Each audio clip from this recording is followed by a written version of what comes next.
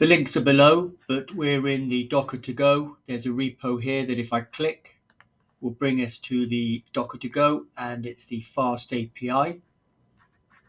I've downloaded and got the particular folder here, and inside we have a .env just to test loading in environment variables, the Docker compose file, the Docker file, a small little FastAPI service, the README with some details here, and the requirements that we'll be using in our Docker setup. And it's been tested at the end of June, the beginning of July 2024. So we have our Docker ignore. The Docker file itself, what it's doing is it's pulling in a slim version of Python. We're setting up our work directory.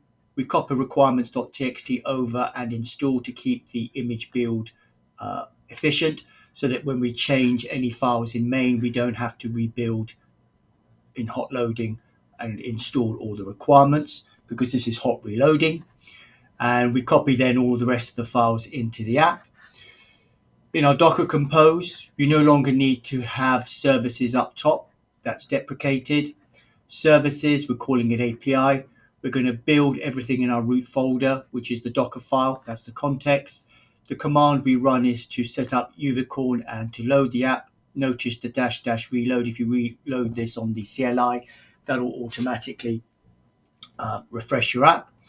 The host is set to 000, but we will use port 8000, but using localhost. We'll see that. We have a reference to our environment file, .env there. We're publishing our ports, and we're also setting up the volumes so that it connects to the location in our system, in our development environment to app. That gives us the direct connection to our code. So having done that, let's see this in action. I have my Docker desktop, and I've got no images here at the moment. I'm going to do Docker compose up -d, and that's going to build everything.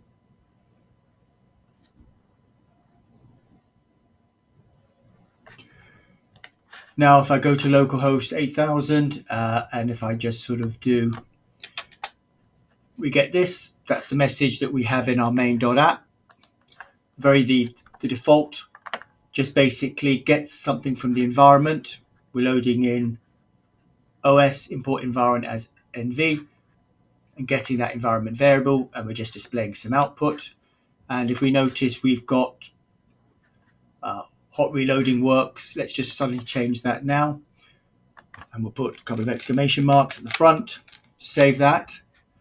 And one thing to notice is if we go to our Docker and to our container and open it up and see the logs, you can see watch files. Let me expand this up for you. Can't make this bigger.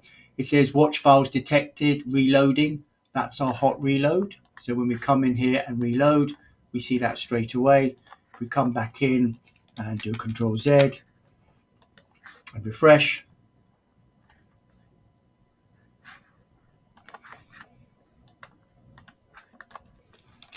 Control save,